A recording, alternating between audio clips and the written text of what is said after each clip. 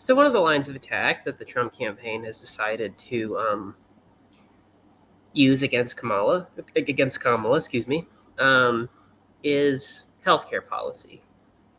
Um, Now, and this is the video, I've been making a lot of pro Kamala content recently. This is where, the other shoe goes in the other foot here. um, I'll have some more criticisms to say against her this time around.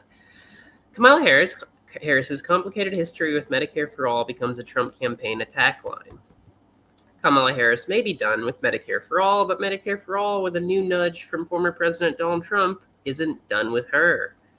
The Trump campaign on Wednesday attacked Harris over her past support for a move to the single-payer, government-run healthcare system long championed by Vermont Senator Bernie Sanders. Medicare for All gained broad support among progressive Democrats, especially those with eyes on the White House before and during the early stages of the party's 2020 presidential primary. Harris's team said recently that she no longer backs the plan, which fell out of vogue with Democrats as Joe Biden surged to the nomination 4 years ago as one of the few candidates to vocally oppose it.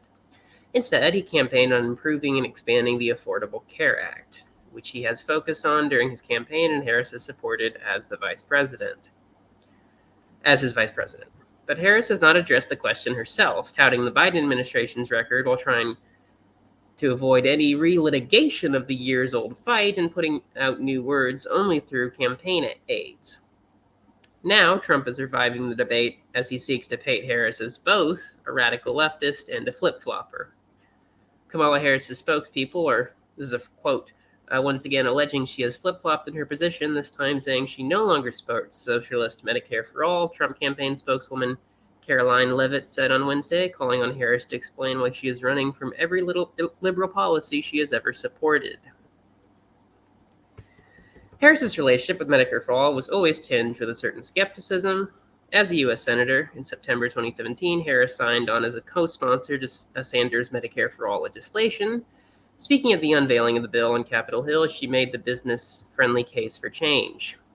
Let's give the taxpayers of the United States a better return on their investment, Harris said. Why? Because Medicare for All stands for the proposition that all Americans from the day of birth throughout their lives will have access to health care.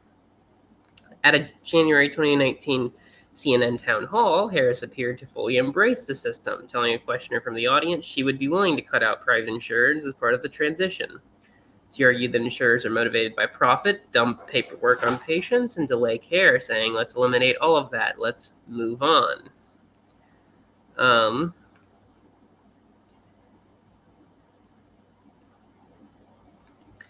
Made shortly public before the second debate of the primary cycle, the Harris proposal kept a role for private insurance companies. This is her current position.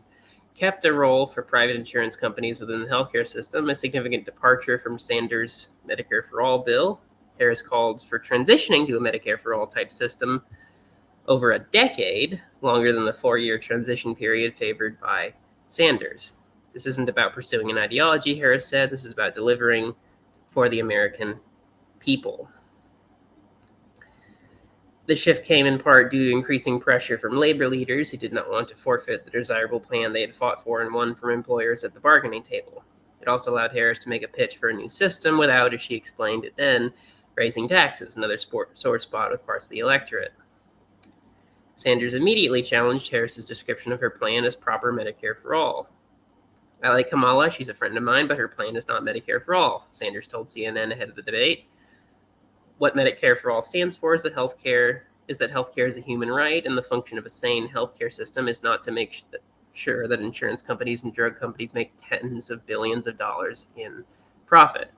Senior policy advisor to Sanders called Harris's rejiggered plan bad policy and bad politics, warning it vastly expands the ability for private insurance corporations to profit from overbilling and denying care to vulnerable patients who need it the most. Okay, so,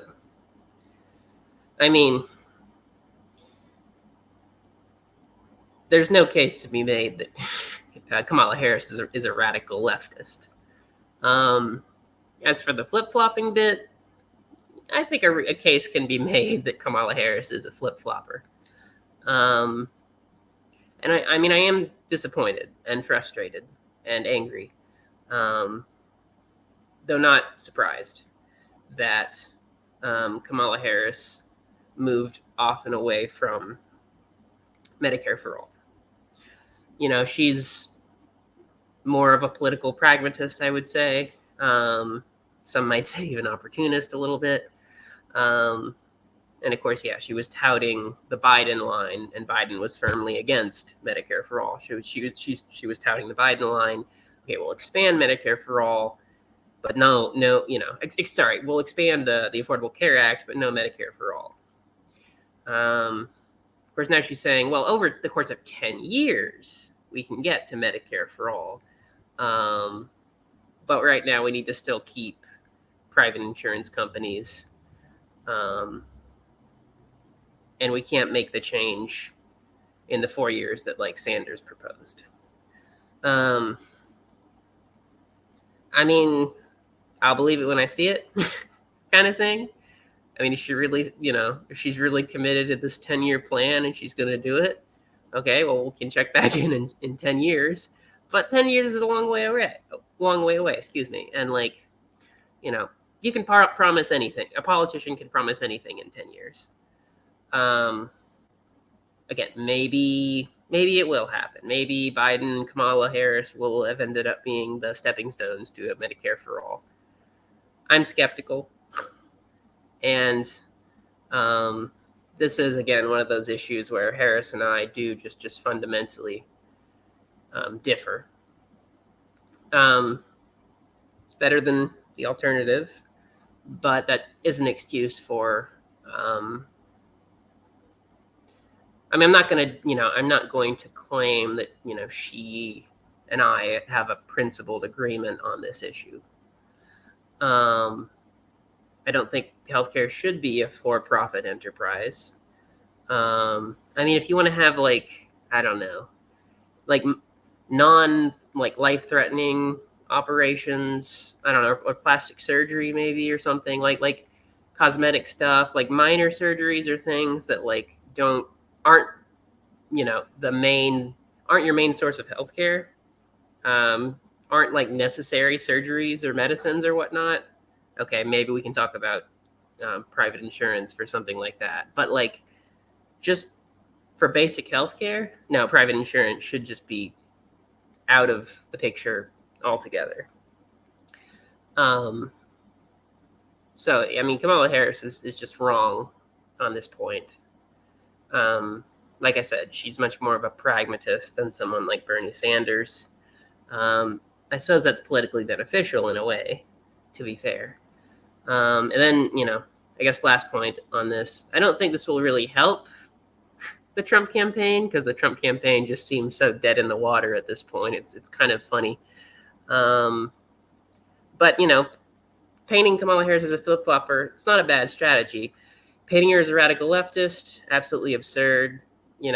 Trump does good when he attacks Democrats from the left, but he's so, laser focused on this perspective that Democrats are radical leftists and he has to attack them from the right, that he's just lost any sense of his political acuity and insight. So, again, I don't really think it'll help him